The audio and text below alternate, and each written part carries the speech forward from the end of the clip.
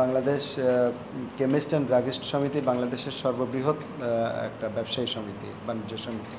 এবং এটাই হচ্ছে যে বাংলাদেশ মানে মানুষের জীবন নিয়ে, জীবন সম্পৃক্ত প্রোডাক্ট নিয়ে আমরা ব্যবসা করি। এখন ব্যাপারটা হচ্ছে যে আপনারা জানেন যে বিগত ফ্যাসিস্ট সরকার প্রায় 17 বছর মানে তারা ক্ষমতায় আসার আগ থেকেও তারা এই সমিতিকে মেকানিজম করেছিল দরবেশ বাবার মাধ্যমে। দরবেশ বাবা অবৈধভাবে দরবেশ বাবা বাংলাদেশ কেমিস্ট এবং ড্রাগের সমিতিকে হস্তক্ষেপ করে বাংলাদেশে মানসম্মত ওষুধকে কবরে পাঠিয়ে দিয়েছিল। অবৈধভাবে ভারত থেকে অনুপযুক্ত ওষুধগুলো এবং ওষুধের র ম্যাটেরিয়ালসগুলো তারা আমদানি করত। উন্নত বিশ্ব থেকে আমদানি করতে তারা এক রকমের বাধা সৃষ্টি করত।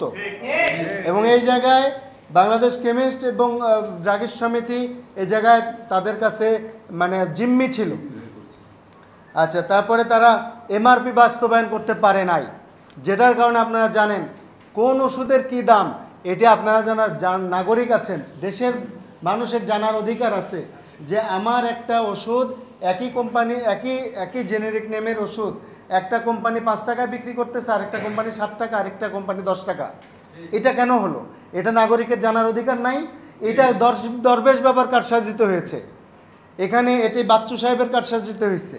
তো এই 16-17 বছর তারা এই সেক্টরকে জিম্মি করে রাখছিল এবং জনগণ, শুধু আমরা ব্যবসায়ীরা না, বাংলাদেশের 20 কোটি মানুষ এখানে জিম্মি ছিল।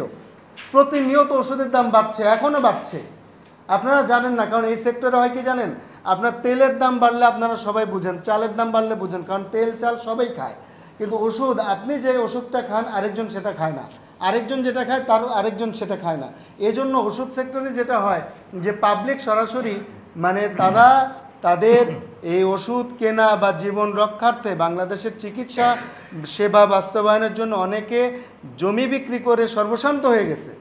কিন্তু তারা এই চক্রগুলো এগুলি করছে, এই চক্র পর্যন্ত তারা পৌঁছতে পারে নাই, কারণ তাদের আসলে এটা যেহেতু একটা স্পেশালাইজড সেক্টর, এই সেক্টরে টেকনিক্যাল নলেজের দরকার আছে, অনেক কিছুর দরকার আছে যেটা সাধারণ জনগণের নাই। এইটাকে পুঁজি করে, এই গ্যাপটাকে পুঁজি করে দরবেশ বাবা তার সাঙ্গপাঙ্গ নিয়ে এই বাচ্চু সাহেব থেকে শুরু করে এ ধরনের অবৈধ ব্যবসায়ীদের, তারা ব্যবসায়ী না, তারা মূলত হচ্ছে টাকা ছিনতাইকারী, ইম্পোর্টার ছিল।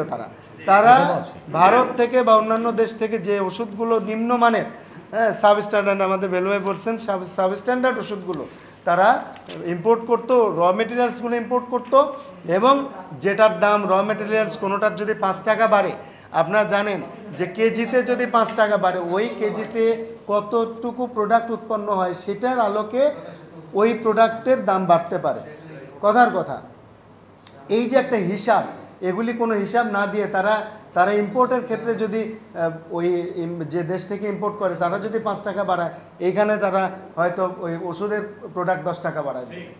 তো এই যে এইভাবে জনগণের উপর কাঁঠাল ভেঙে যে তারা 16 বছর রাজত্ব করছে, আমরা এটার প্রতিবাদে আজকে সংবাদ সম্মেলন করছি। এবং এটার জন্য এইটি হচ্ছে এমন একটি সেক্টর, জনগণ এখানে সরাসরি সম্পৃক্ত, মানুষের জীবন সম্পৃক্ত, জীবন ঘনিষ্ঠ এটি একটি বিষয়। ওষুধ কোম্পানির কমিশনগুলো, কমিশন বাণিজ্য, এটি আমি নিজে একজন ডাক্তার, আপনারা জানেন যে স্বাস্থ্য মন্ত্রণালয় এটি নিয়ে অনেক আমাদের সাথে মিটিং করেছে, একটি প্রজ্ঞাপনও বোধহয় জারি হবে, এটি নিয়ে একটা সিদ্ধান্ত হয়েছে। কমিশন বাণিজ্য যে কথাগুলো আপনারা শোনেন, এই কমিশন বাণিজ্য তারা কিন্তু এই সেক্টরের আমাদের ব্যবসায়ীদেরকে জিম্মি করে কমিশন বাণিজ্য করছে। তারা ব্যবসায়ীদেরকে জিম্মি করে, আপনার ব্যবসায়ীরা কিন্তু এতে খুব বেশি লাভবান হয়নি, লাভবান হয়েছে তারা এখনও কানাডায় পালিয়ে শত শত কোটি টাকার বাণিজ্য করতেছে, এই কারণেই পালাইছে তারা, এবং কয়েকজন জেলেও আছে। তো এই জন্য, এবং আমাদের কাছে এগুলি সমস্ত ডকুমেন্টস আছে, কারা সালমান এফ রহমানের সাথে ছিল, কারা পাপনের সাথে ছিল, হ্যাঁ, কারা কিভাবে কারসাজি করছে।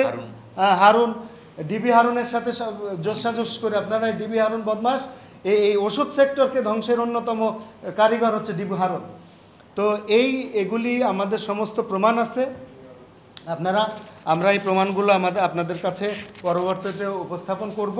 তো আমাদের এই মৌলিক দাবিগুলো, ওষুধের দাম নিয়ন্ত্রণের ক্ষেত্রে শুধু মোটা দাগে বললেই হয় না যে ওষুধের দাম নিয়ন্ত্রণ করতে চাই, এই দাম এবং মান নিয়ন্ত্রণের ক্ষেত্রে যে ভেতরের কারিশমা, ভেতরের যে বিষয়গুলো, এগুলো আমরা যারা এই সেক্টরের ব্যবসায়ী আমরা জানি।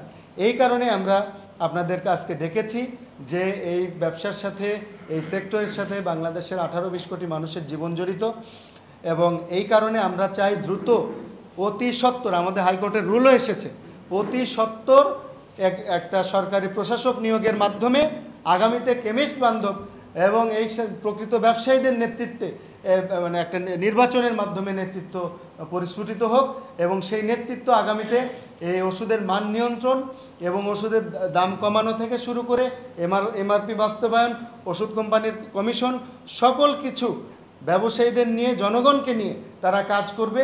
আগামীর বাংলাদেশ কেমিস্ট অ্যান্ড ড্রাগিস্ট সমিতি হবে বাংলাদেশের 18 কোটি জনগণের সমিতি। ধন্যবাদ।